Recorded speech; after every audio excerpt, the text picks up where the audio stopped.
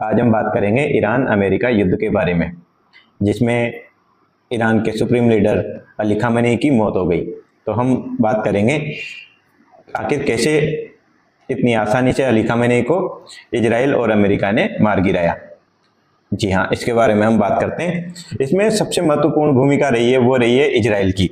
Israel की secret agency जो Mossad है, उसी ने सारा इनपुट अमेरिका को दिया और उसी के बेस पे अमेरिका ने अली खामेनी को मार गिराया।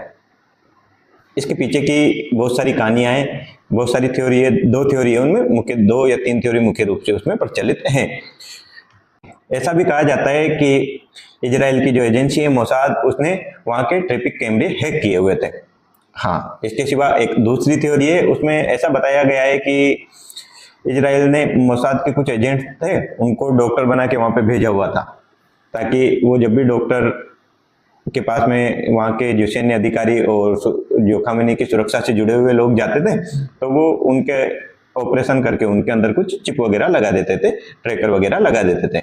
इसके सिवा एक और थ्योरी है, एक थ्योरी है जिसके अंदर बताया गया है कि उनका जो निजी सलाहकार था वो इसमें सम्मिलित था, जो उनकी सुरक्षा में तैनात था और उनका सलाहकार भी था, वो इसके अंदर सम्मिलित था। अब इनमें से कौन सी सही है कौन सी, हम तीनों के बारे में बात करेंगे डिटेल में।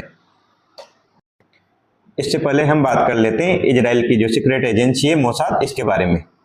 मोसाद जब भी कहीं भी कोई ऑपरेशन करती है तो उसके पहले बहुत लंबी प्लानिंग करती है। लंबी प्लानिंग से मतलब ये होती है कि वो कोई भी ऑपरेशन करने से पहले सारे सिस्टम के अंदर अपने एसेट्स और एक्यूरेसी सब कुछ पहले से ही फिक्स कर लेती है। मतलब वो घर के बेडरूम तक पहुंच जाती है। ऐसा माना जाता है कि मोसाद घर के बेडरूम में घुस के दुश्मन को मारती है। इसका एक एग्जाम्पल देखने को मिला हमें, वेनेजुला के जो राष्ट्रपति है मादुरो, उनको उठाया तो उसका भी इनपुट अमेरिका को और सीआईए को इजराइल की सीक्रेट एजेंसी ने दिया था। अब हम बात करते हैं अल खामेनी के बारे में। अल खामेनी को ईरान का धर्म गुरु भी बोल सकते हैं, या ये बोल दो कि शिया धर्म गुरु बोलेंगे, क्योंकि शिया और सुन्नी 2 टाइप के जो मुस्लिम हैं, तो ईरान में जो मुस्लिम ज्यादातर हैं वो हैं शिया मुस्लिम, तो उनका धर्म गुरु मान लो या सुप्रीम लीडर मान लो। ये धार्मिक सत्ता इन्होंने हासिल की। तो ईरान के शासन में सबसे बड़ी बात यह है कि राष्ट्रपति, प्रधानमंत्री, जो भी वहाँ के सैन्य अधिकारी सब पद होते थे, उनमें जो सबसे ऊपर का ओहदा होता था वो होता था वहाँ के जो धर्म गुरु थे ये अली खामेनी इनका। और अली खामेनी की सुरक्षा वहाँ की सेपाए अली अम फोर्स करती थी। जी हाँ, वहाँ पे 2 प्रकार की सेनाएं होती है, एक सुप्रीम लीडर की सुरक्षा और सुप्रीम लीडर के धार्मिक कार्यों के लिए जो फोर्स होती है, जिनको धार्मिक शिक्षा के और धार्मिक आधार पे IRGC जो वहाँ की सीक्रेट एजेंसी है वो नियुक्त करती है। उसमें से ही छाटे हुए लोग, मतलब जैसे फिल्टर करते हैं NSG कमांडो वगैरह, SPG commando, black cat commando हमारे आर्मी फोर्स में से सिलेक्टेड किए जाते हैं, वैसे ही वहाँ की शेपा बलिए अमर फोर्स एक टाइप की स्पेशल यूनिट थी। उसमें 10 से 12 हजार जवान स्पेशल ट्रेंड रहते थे, जो धार्मिक गतिविधियों में भी ट्रेंड रहते थे, और वो बहुत खतरनाक होते थे। उनको इनकी सुरक्षा में तैनात किया गया था। और करीब IRGC के पास में करीब 2 लाख की ऐसी फोर्स है जो उनके सुप्रीम लीडर की सुरक्षा के लिए रहती थी। अब इसमें मुख्य रूप से मैं आपको बता देता हूँ, इसके सिवा अल खामेनी की जो हत्या की गई उसके अंदर एक और भी तथ्य निकल के सामने आता है, बदेसाबा ऐप। जी हाँ, बदेसाबा एक ऐप है जो वहाँ के 5 वक्त के नमाजी होते हैं, उनके पास में ये ऐप पाया जाता है, उन सब लोगों के मोबाइल में। और ये धार्मिक गुरु थे, इनके आसपास के सारे लोग थे वो धार्मिक थे, तो इनमें से ज्यादातर व्यक्ति 5 वक्त के नमाजी थे।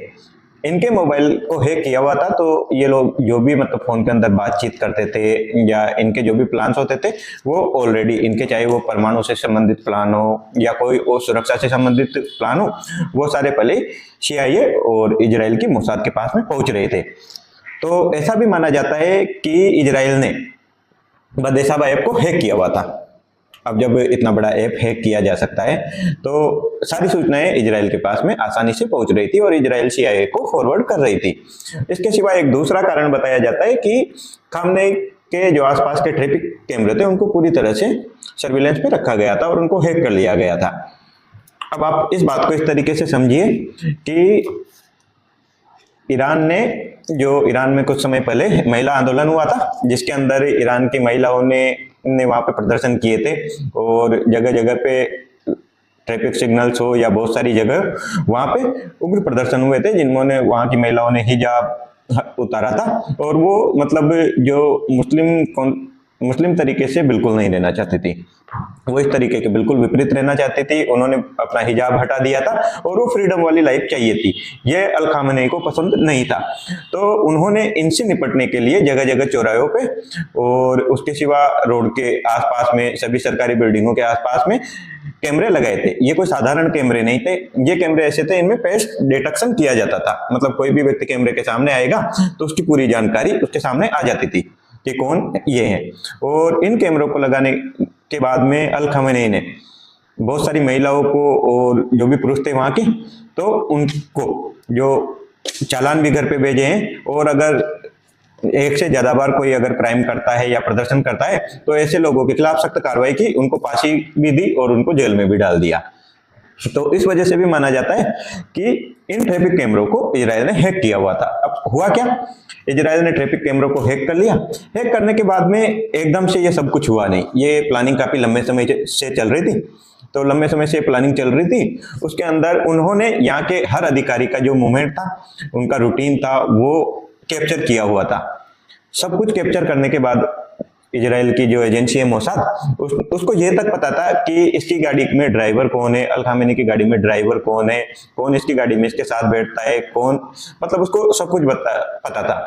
इजराइल के कुछ अधिकारी यहाँ तक कहते हैं कि जैसे हम इजराइल के जिस शहर में रह रहे हैं वहां की हमें सारी जानकारी है, कहाँ पे ट्रैफिक सिग्नल है, कहाँ पे पेड़ पौधे हैं, कहाँ पे बड़ी बिल्डिंग है, कहाँ पे छोटी बिल्डिंग है, ऐसे ही हमें वहां के बारे में सब कुछ पता था। तो अब आप इसी से देख लीजिए कि इजराइल का नेटवर्क कितना स्ट्रॉन्ग था।